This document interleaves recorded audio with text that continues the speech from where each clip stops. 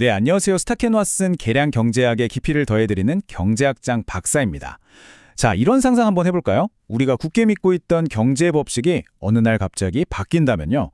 어제까지 정말 완벽하게 미래를 맞추던 내 예측 모델이 오늘 아침에 딱 켜보니까 그냥 무용지물이 되어버리는 거죠.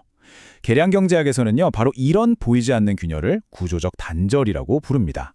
오늘은 바로 이 균열을 어떻게 탐지하고 또 이걸 이용해서 우리 모델을 한 단계 더 똑똑하게 만들 수 있는지 그 비법을 한번 제대로 파헤쳐 보겠습니다. 자, 그럼 오늘 우리가 탐정처럼 따라가 볼 수사 계획을 한번 보시죠. 먼저 세상이 변했다는 게 도대체 무슨 의미인지 이 사건의 배경부터 좀 파악을 하고요. 그 다음에 구조적 단절이라는 핵심 용의자를 딱 특정할 겁니다. 그리고 아주 중요한 신문 도구죠. 회기식을 살펴본 뒤에 결정적인 증거를 찾아낼 QRL 검정을 진행할 거고요. 마지막으로 이 모든 수사가 우리의 예측을 실제로 어떻게 바꾸는지 그 놀라운 결과를 확인해 보겠습니다. 네, 첫 번째 단계입니다. 우리는 왜 과거 데이터를 보니까 미래도 뭐 이렇겠지 하는 어찌 보면 아주 단순한 가정이 때로는 정말 처참한 실패로 이어지는지 그 근본적인 이유부터 한번 파헤쳐 보겠습니다. 바로 이 질문. 이 질문이 모든 시계열 분석의 시작점이자 동시에 가장 큰 함정일 수 있습니다. 과거는 미래의 완벽한 거울이 아니거든요. 그럼 대체 데이터 속에서 세상이 바뀌고 있다는 그 신호를 우리는 어떻게 포착할 수 있을까요? 자, 그럼 이제 오늘의 핵심 용의자죠. 구조적 단절이 정확히 무엇인지 그 정체를 명확하게 한번 정의해 보겠습니다. 아주 간단히 말해서요. 변수들 사이의 게임의 룰 자체가 바뀌었다는 뜻입니다.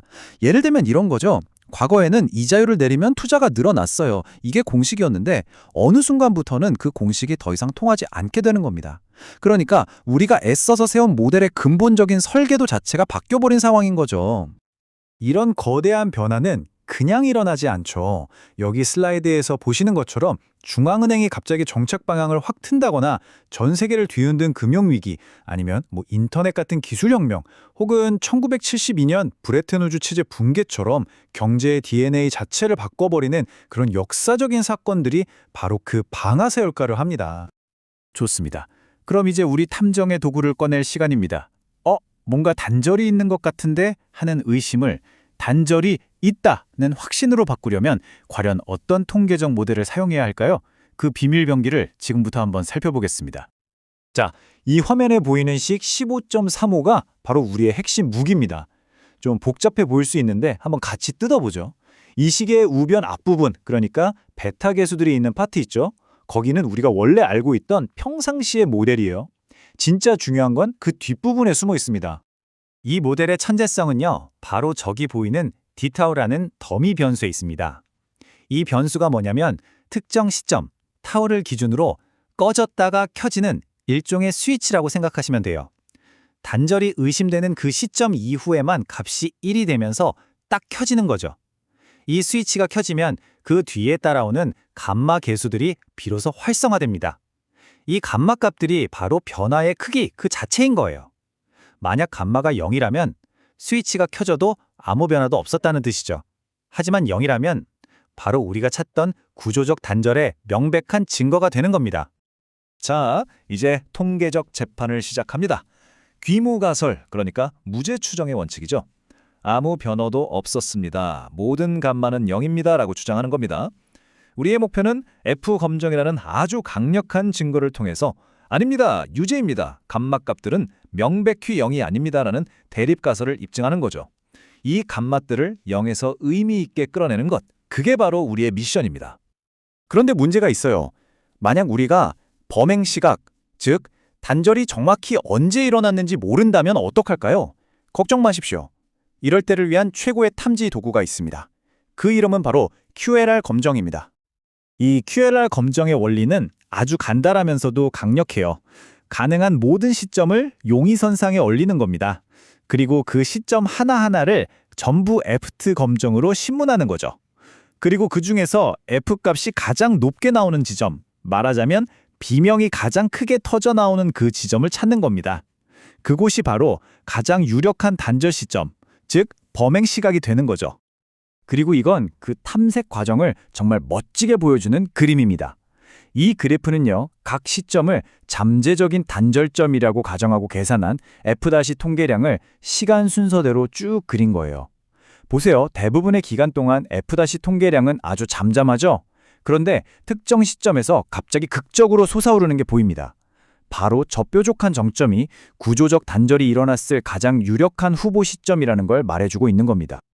그리고 이 GDP 성장률 예시에서 저 그래프가 가장 높이 솟구친 지점의 값은 바로 6.47이었습니다. 이것이 우리가 찾던 QLR 통계량입니다.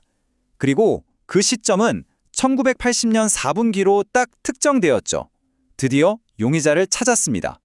자, 그런데 여기서 아주 중요한 함정이 하나 있습니다. 한번 생각해 보세요. 우리가 수많은 F값 중에서 최대값만 쏙 골라왔잖아요? 이건 마치 100번 동전을 던져서 가장 길게 연속으로 앞면이 나온 횟수를 쓰는 것과 같아요.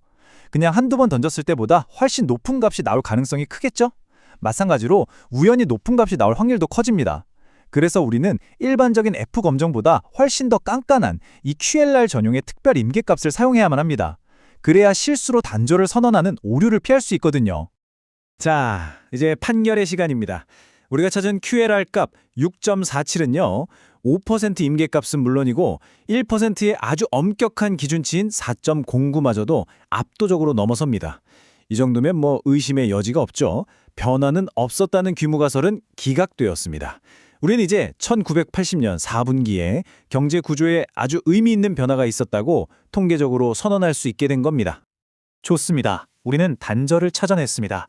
그래서요, 이 발견이 그냥 학문적인 호기심을 채우는 데서 그치는 게 아니라 실제 우리의 예측 능력을 어떻게 향상시키는지 그 실용적인 가치를 한번 확인해 보겠습니다. 바로 이 질문이 우리가 지금까지 한 모든 통계적 탐정 작업의 궁극적인 시험대입니다. 이 지식으로 과연 더 나은 결과를 만들어낼 수 있는가? 즉, 우리의 예측이 정말로 더 정확해지는가 하는 질문이죠. 이 그래프가 모든 것을 말해줍니다. 만약 우리가 이 단절을 무시했다면 모델은 계속해서 낡은 과거의 규칙으로 미래를 예측하면서 엉뚱한 길로 갔을 겁니다. 하지만 단절을 반영한 모델은 마치 새로운 지도를 얻은 것처럼 변화된 현실에 맞춰서 예측 경로를 수정합니다. 바로 이 차이가 더 정확한 예측과 실패한 예측을 가르는 핵심이라고 할 수 있겠습니다. 자, 오늘 설명의 핵심을 정리해 보겠습니다. 첫째, 모델의 안정성은 우리의 희망사항일 뿐 절대 보장된 것이 아닙니다. 둘째, 세상이 변할 때 데이터는 반드시 우리에게 신호를 보냅니다. 우리는 그 신호를 들을 준비가 되어 있어야 하고요. 셋째, QLR 검정은 그 신호가 가장 강하게 울리는 바로 그 지점을 찾아내는 최고의 탐직입니다. 그리고 마지막으로 가장 중요한 거죠. 그 변화를 끌어안아야만 더 나은 미래를 예측할 수 있다는 겁니다. 이 모든 분석은 이제 하나의 질문으로 이어집니다. 지금 이 순간 우리가 매일 보는 이 데이터 속에서는 과연 어떤 구조적 단절이 조용히 진행되고 있을까요? AI 혁명, 기후변화, 새로운 지정학적 갈등, 어쩌면 우리가 당연하게 여기는 경제 모델들은 이미 세상의 거대한 변화를 놓치고 있는지도 모릅니다. 여러분이 다루는 데이터에는 어떤 균열이 숨어 있을지 오늘부터 한번 찾아보시는 건 어떨까요?